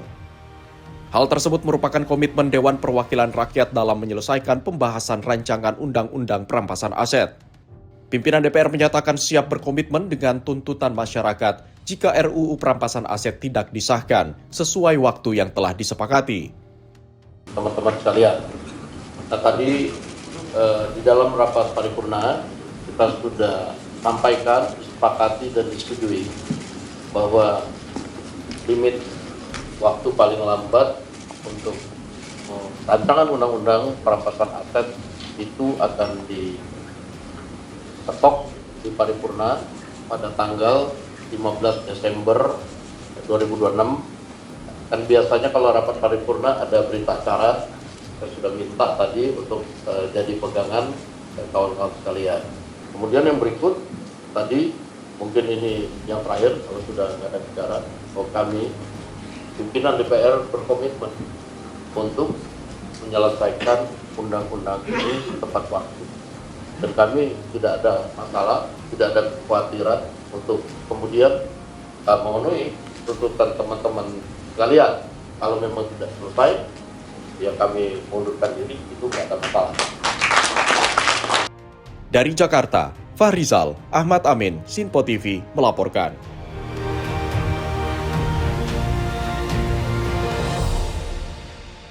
Pemirsa, Wamensos Agus Jabo Priyono menekankan tugas pokok sentra-sentra di bawah naungan Kemensos adalah memberikan layanan rehabilitasi sosial bagi kelompok rentan. Kemensos membagi kelompok rentan atas faktor ekonomi dan sosial itu ke dalam 12 penerima atensi sosial.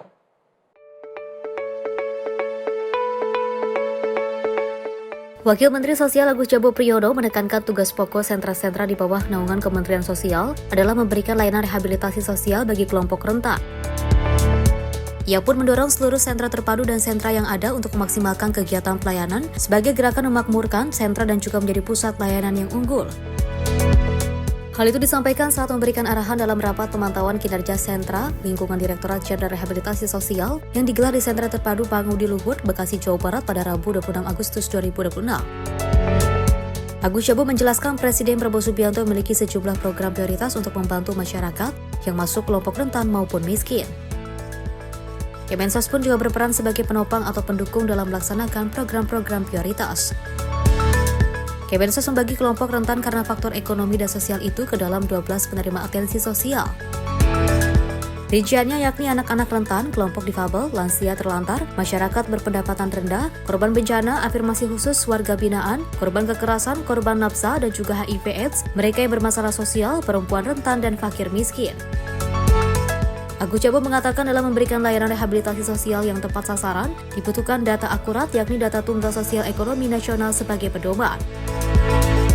Para kepala sentra pun diajak untuk bersinergi dengan berbagai stakeholder terkait dalam pelaksanaannya. Tim redaksi Sinpo TV melaporkan. Pemirsa, Komisi 3 DPR RI meminta agar rekening milik aktivis asal Pati Botok yang sebelumnya tidak dapat digunakan segera diaktifkan kembali. Komisi 3 menilai tidak ditemukan persoalan pidana yang berkaitan dengan rekening tersebut. Permintaan ini langsung ditindaklanjuti Bank Mandiri dengan menyatakan akan segera melakukan pengaktifan kembali rekening milik aktivis Pati tersebut. Demikian saya diminta menghadirkan Pak Asep, berkoordinasi Pak Kapolda dan Pak Dirut Mandiri. Kami diminta untuk segera memulihkan rekening itu. Komisi 3 DPR menggelar konferensi pers bersama Kapolda Metro Jaya dan Dirut Bank Mandiri di Kompleks Parlemen Senayan, Jakarta pada Rabu siang. Dalam konferensi pers ini, Ketua Komisi 3 DPR Habibur Rahman meminta rekening milik aktivis Pati, Supriyono alias Botok, yang sebelumnya diblokir, dapat segera dipulihkan kembali. Langkah ini dilakukan setelah Komisi 3 DPR mendapatkan informasi masyarakat mengenai adanya pemblokiran rekening milik Supriyono. Dirinya juga menilai bahwa tidak ada persoalan pidana terkait rekening milik Supriyono. Komisi 3 beberapa hari terakhir mendapat masukan dari masyarakat soal adanya rekening aktivis dari Pati, Saudara Botok, yang tidak dapat digunakan. Apakah bahasanya pemblokiran, apakah penundaan transaksi, tetapi rekening tersebut tidak dapat digunakan. Komisi 3 ya atas saran pimpinan DPR mencermati dan kami mengatakan bahwa sebaiknya rekening tersebut agar bisa diakses kembali oleh pemiliknya, ya, karena menurut kami ya tidak ada hal ihwal terkait pidana ya masalah tersebut ya. Namun demikian saya diminta menghadirkan Pak Asep, berkoordinasi Pak Kapolda dan Pak Dirut Mandiri. Kami diminta untuk segera memulihkan rekening itu. Dari Jakarta, Fahrizal, Davaris Kiano, Sinpo TV melaporkan.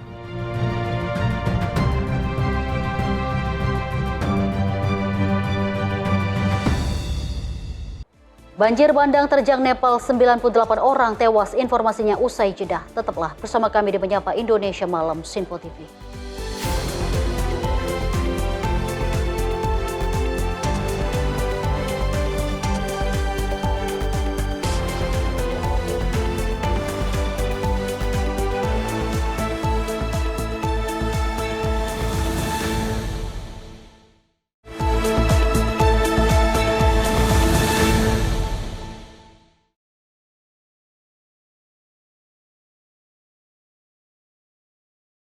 Terima kasih pemirsa Anda masih setia bersama kami di Menyapa Indonesia Malam Sinpo TV. Pemirsa, informasi kita lanjut, banjir bandang menerjang sejumlah wilayah di Nepal menyebabkan kerusakan luas dan menelan puluhan korban jiwa. Hingga kini ratusan orang masih dilaporkan hilang, termasuk ratusan turis yang tengah berada di kawasan terdampak. Rekaman memperlihatkan derasnya arus banjir yang menerjang sejumlah wilayah di distrik Nuwakot, Nepal. Bangunan terlihat tergenang lumpur sementara sejumlah infrastruktur mengalami kerusakan parah akibat terjangan air. Helikopter juga terlihat diterbangkan di atas wilayah terdampak. Banjir bandang terjadi pada Rabu pagi 26 Agustus 2026 dan menerjang Timure serta Shabrubesi di Rasua, wilayah yang dihuni sekitar 50.000 orang. Arus banjir kemudian bergerak ke hilir, melintasi Nuwakot hingga mencapai wilayah Dading. Sampai saat ini tercatat 98 orang dilaporkan tewas dalam bencana ini. Sementara itu, sekitar 400 turis yang sebagian besar merupakan warga negara asing masih dinyatakan hilang. Pasar, rumah warga, jalan, jembatan, serta sejumlah infrastruktur lain rusak atau tersapu banjir. Proyek pembangkit listrik tenaga air juga dilaporkan terdampak. Petugas masih melakukan pendataan untuk memastikan skala kerusakan dan jumlah korban secara keseluruhan. Angkatan Darat Nepal, Kepolisian Nepal, serta Angkatan Polisi bersenjata diterjunkan untuk melakukan operasi pencarian dan penyelamatan. Sejumlah helikopter militer dan tim medis juga dikerahkan untuk membantu evakuasi, serta memberikan pertolongan kepada warga terdampak. Sementara itu, Departemen Hidrologi dan Meteorologi Nepal menyatakan, curah hujan deras di Rasua tidak terlihat menjadi penyebab utama bencana. Sejumlah ahli menduga gempa bumi yang terjadi sebelum banjir telah memicu longsoran es dan batu dalam skala besar. Material tersebut diduga kemudian memicu aliran banjir yang bergerak dengan cepat ke wilayah di bawahnya. Hingga kini proses pencarian dan penyelamatan masih terus dilakukan.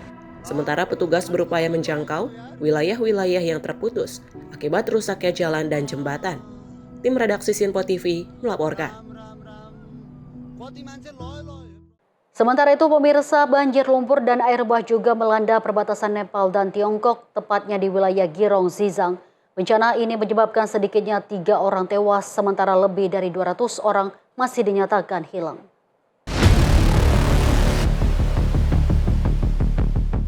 Arus lumpur dan air deras menerjang kawasan pelabuhan setelah melintas dari wilayah Nepal. Material lumpur terlihat mengalir deras melalui lembah dan menerjang sejumlah wilayah di sekitarnya. Tim penanggulangan bencana segera diterjunkan ke lokasi. Petugas membawa peralatan dan logistik untuk mendukung proses pencarian serta evakuasi. Otoritas Tiongkok menyebut banjir lumpur terjadi sekitar pukul 10.30 waktu setempat. Bencana terjadi setelah arus lumpur dan air dari Nepal menerobos perbatasan dan mencapai wilayah Girong. Presiden Tiongkok Xi Jinping memerintahkan operasi pencarian dan penyelamatan secara menyeluruh. Warga yang berada di lokasi berbahaya diminta segera dievakuasi, sementara korban luka harus segera mendapatkan perawatan. Wakil Perdana Menteri Tiongkok Zhang Guoqing juga telah tiba di lokasi. Ia memimpin langsung upaya penyelamatan dan penanganan bencana. Tiongkok mengaktifkan respon darurat tingkat 1 di Xinjiang. Sekitar 431 petugas pemadam kebakaran, 72 kendaraan anjing pelacak, alat pendeteksi korban, dan perahu karet dikerahkan ke lokasi. Di Nepal, bencana serupa juga terjadi setelah longsoran lumpur dan batu menerjang Sungai Lende. Arus banjir besar kemudian menyapu rumah, jalan, dan infrastruktur. Hingga kini 95 orang tewas dalam bencana di Nepal. Sementara di Tiongkok, tim SAR masih berupaya menemukan ratusan orang yang hilang. Tim redaksi Sinpo TV melaporkan. Pemirsa, kerusakan parah terlihat di sejumlah infrastruktur sipil di Donetsk setelah serangan berskala besar. Penyelidik Rusia mendokumentasikan kondisi sejumlah bangunan dan fasilitas yang terdampak serangan. Sejumlah bangunan mengalami kerusakan dengan puing-puing tersebar di sekitar lokasi. Bagian atap dan fasad bangunan terlihat rusak, sementara sejumlah jendela pecah akibat dampak serangan. Petugas penyelidik terlihat memeriksa lokasi dan mendokumentasikan kerusakan yang terjadi. Mereka juga mengumpulkan informasi dan bukti di sekitar area yang terdampak. Serangan tersebut dilaporkan menyebabkan kerusakan pada infrastruktur sipil di sejumlah bagian kota Donetsk. В настоящее время сотрудниками Следственного комитета России производится осмотр и фиксация последствий массированной вооруженной атаки на жилые кварталы центральных районов Донецка. Так, в ходе осмотра места происшествия установлено, что в результате многочисленных атак повреждения и разрушения получили объекты гражданской инфраструктуры, многоквартирные жилые домостроения, а также легковые автомобили, которые находились... Kondisi tersebut menambah daftar kerusakan infrastruktur sipil di wilayah Donetsk yang telah lama terdampak perang Rusia-Ukraina. Hingga kini pihak berwenang masih melakukan pemeriksaan untuk menilai skala kerusakan dan mengidentifikasi dampak serangan. Kerusakan terhadap perumahan dan infrastruktur sipil menjadi salah satu dampak berat perang di Donetsk yang terus berlangsung sejak invasi skala penuh Rusia ke Ukraina pada 2022. Investigator juga berupaya menentukan jenis senjata yang digunakan serta mendokumentasikan lokasi-lokasi yang terdampak. Tim redaksi Sinpo TV melaporkan. Pemirsa, sebuah bom udara sisa Perang Dunia Kedua ditemukan di saluran kapal Neukölln, Berlin, Jerman. Bom seberat 100 kg ini ditemukan saat pekerja melakukan aktivitas di saluran dan membuat ribuan warga harus dievakuasi.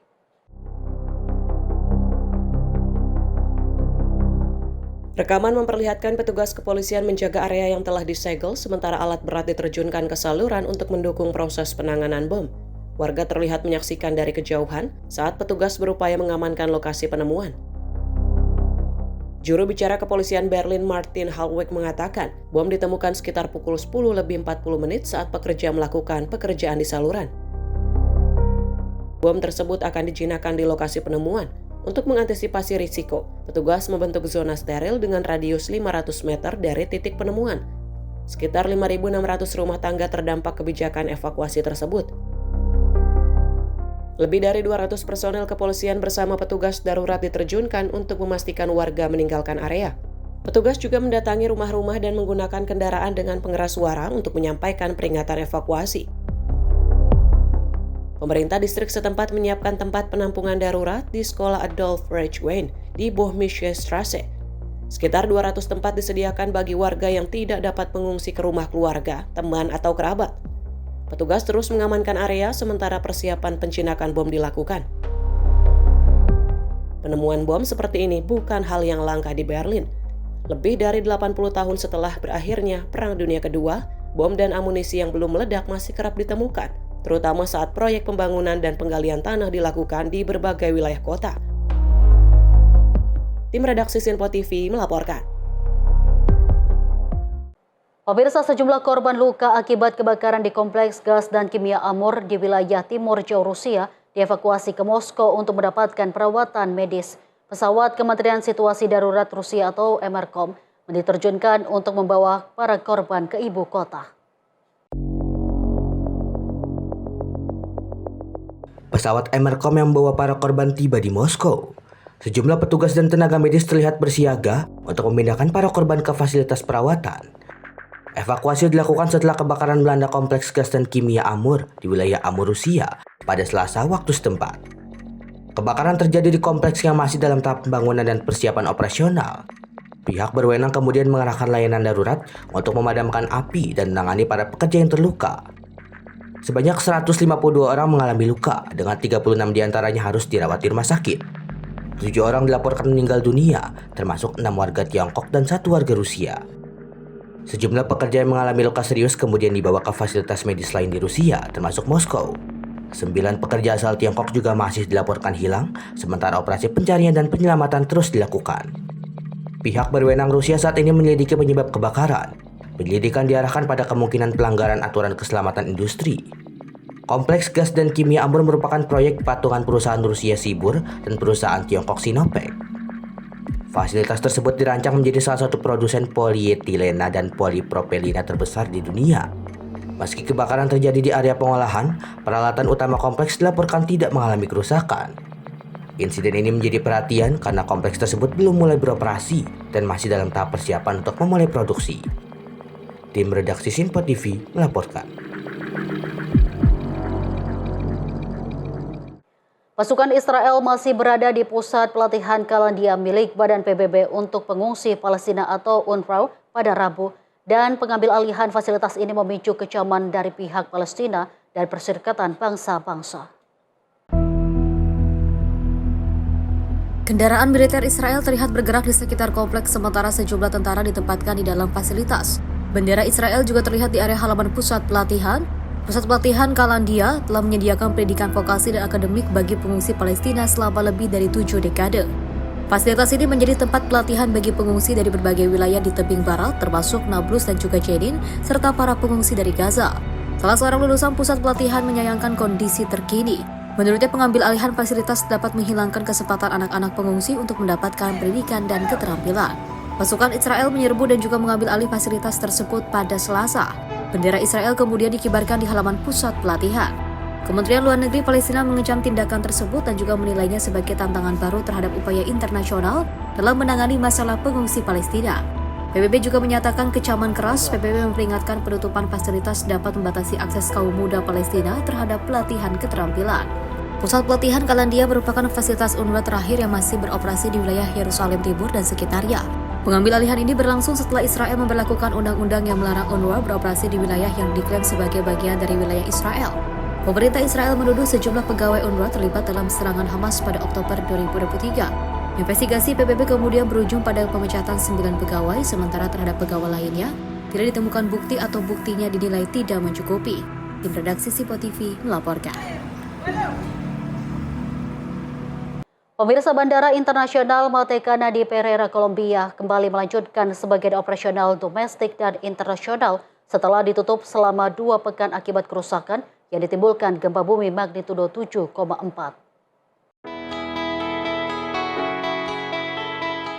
Sejumlah pesawat terlihat melaju di landasan pacu menandakan aktivitas bandara telah kembali berjalan normal. Penyangga terlihat dipasang di sepanjang bagian atas fasad bangunan untuk menutup area yang mengalami kerusakan akibat gempa. Kerusakan pada area terminal menyebabkan saat ini hanya 2 dari 6 pintu keberangkatan yang dapat digunakan. Operasional bandara untuk sementara dipusatkan di lantai dasar, sementara perbaikan atap di lantai 2 masih berlangsung. El día de hoy, 26 de agosto del año 2026, tenemos programados entre entradas y salidas 10 vuelos. Gradualmente se irán realizando las aperturas y aumento de estos vuelos, ya que por las reparaciones y las refacciones que tenemos dentro de la terminal aérea, en este momento debemos arrancar paulatinamente con esta cantidad de vuelos. La idea es finalizar esta semana en un promedio entre 15 a 18 vuelos diarios para poder aumentar nuestra población de usuarios que van a salir y a entrar por el Aeropuerto Internacional Matecana. Jumlah penerbangan akan ditingkatkan secara bertahap seiring dengan berlanjutnya proses perbaikan di terminal. Sejumlah penumpang mulai tiba di Pereira setelah bandara kembali dibuka. Gempa bumi yang juga mengguncang Kolombia pada 10 Agustus menimbulkan korban dan kerusakan besar. Berdasarkan data resmi, 331 orang tewas dan 4.449 orang mengalami luka-luka. Kerusakan material juga meliputi 33.299 rumah hancur, sementara 186.233 rumah lainnya mengalami kerusakan. Dibukanya kembali Bandara Matecana diharapkan dapat membantu memulihkan aktivitas transportasi dan juga mempermudah masyarakat untuk kembali ke daerah terdampak. Tim redaksi Simpo TV melaporkan. Pemirsa, sekitar 1.800 orang bersatu menarik kastil berbobot 360 ton di Jepang menggunakan teknik tradisional. Mereka berhasil menggeser menara utama kastil Hirosaki sejauh lebih dari 2 meter menuju lokasi aslinya.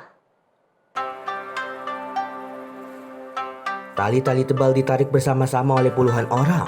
Diiringi tabuhan genderang, menara kastil perlahan bergerak di atas rel yang terpasang di bawah bangunan. Dalam kelompok sekitar 80 orang, para peserta serempak menarik tali sambil meneriakan sore-sore. Pada Sabtu lalu, kastil bergerak sejauh 1,13 meter. Kemudian 1,9 meter lagi berhasil digeser pada hari Minggu. Proses pemindahan menggunakan hikiya, teknik tradisional Jepang untuk memindahkan bangunan secara utuh tanpa harus membongkarnya terlebih dahulu. Sistem hidrolik juga digunakan untuk mengangkat dan menggeser bangunan. Dalam prosesnya, menara kastil perlahan terangkat dari pondasi sebelum kembali bergerak menuju lokasi asalnya. Pemerintah kota Hirosaki memilih metode ini karena menara kastil merupakan properti budaya penting yang ditetapkan secara nasional. Antusiasme warga untuk ikut dalam aksi ini juga sangat besar. Sekitar 8.000 orang mendaftar, namun hanya 1.800 orang yang mendapatkan tempat untuk ikut menari kastil. Peserta datang dari berbagai wilayah Jepang, bahkan dari luar negeri. Menara utama kastil Hirosaki sebelumnya dipindahkan dari pondasi batunya pada 2015 untuk memungkinkan perbaikan pada dinding di bawahnya. Sebanyak 2.185 batu pondasi kemudian dikembalikan ke posisi semula. Pembangunan kembali pondasi pun selesai pada Desember 2024. Sekitar 4.100 orang dijadwalkan ikut membantu menarik kastil sejauh total 5 meter secara manual hingga akhir Agustus. Setelah itu, mesin akan digunakan untuk memindahkan sebagian besar sisa jarak 73 meter. Proses pengembalian menara kastil ke posisi semula ditargetkan selesai pada akhir 2026. Kastil Hirosaki selesai dibangun pada 1611. Namun menara utama aslinya hancur terbakar. Menara 3 lantai yang berdiri saat ini dibangun pada 1810. Menara tersebut menjadi salah satu dari hanya 12 menara utama kastil asli yang masih bertahan di Jepang. Menara tersebut menjadi salah satu dari hanya 12 menara utama kastil asli yang masih bertahan di Jepang. Tim redaksi Simpo TV melaporkan. Pemirsa, robot humanoid untuk kebolehan di lantai dansa dalam World Humanoid Robot Games kedua di Beijing, Tiongkok. Mulai dari breakdance, waltz hingga samba, para robot menampilkan gerakan yang menguji keseimbangan, berkoordinasi dan juga kemampuan mengendalikan tubuh.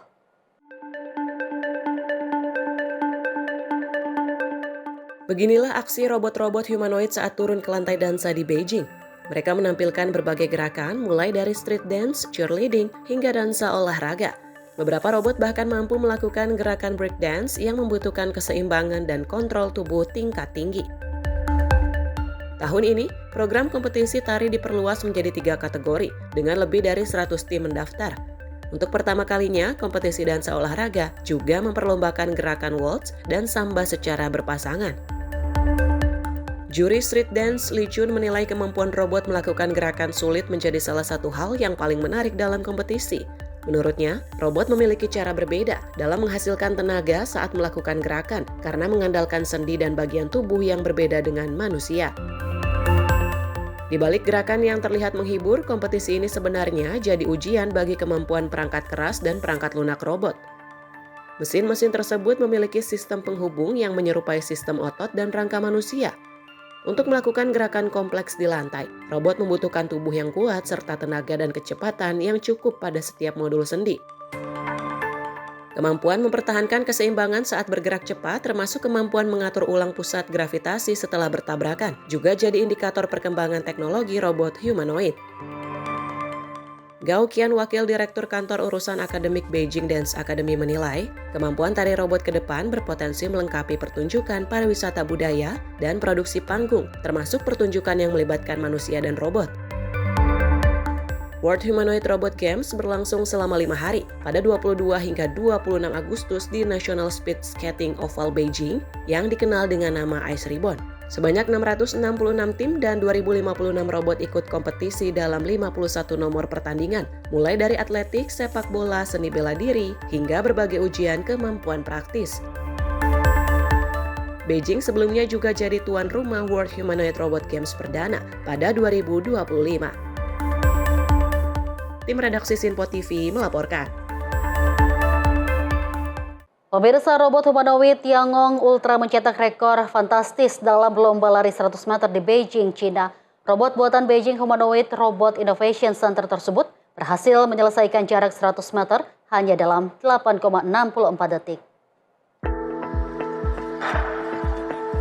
Aksi Tiangong Ultra terlihat dalam perlombaan lari 100 meter pada hari terakhir World Humanoid Robot Games di Beijing, Rabu 26 Agustus 2026. Tiangong Ultra melaju dengan catatan waktu 8,64 detik, sekaligus membawa robot tersebut meraih medali emas. Catatan tersebut juga menjadi peningkatan dari perlombaan sebelumnya, saat Tiangong Ultra mencatat waktu 8,86 detik. Sebelumnya pada babak penyisihan, Tiangong Ultra mencatat waktu 9,39 dan 9,32 detik. Menariknya, Tiangong Ultra sebelumnya juga telah mengalahkan rekor lari 100 meter Usain Bolt yang mencatat waktu 9,58 detik. Kini robot humanoid tersebut kembali mempertajam catatannya menjadi 8,64 detik, menunjukkan perkembangan pesat kemampuan robot dalam bergerak dan berlari. World Humanoid Robot Games 2026 merupakan edisi kedua yang digelar di Beijing, China.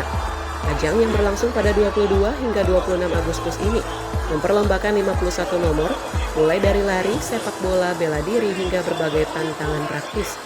Sebanyak 2.056 robot dari 666 tim dan 16 negara serta wilayah turut berpartisipasi. Kompetisi ini tak hanya jadi ajang untuk kecepatan dan kekuatan, tapi juga menjadi panggung untuk menguji perkembangan keseimbangan, koordinasi, serta kemampuan robot dalam menjalankan berbagai tugas di dunia nyata. Tim redaksi Sinpo TV melaporkan. Pemirsa, informasi tadi menutup perjumpaan kita hari ini. Saya Azhar Putra mewakili seluruh rekan kerja yang bertugas mengucapkan terima kasih, selamat malam dan sampai jumpa.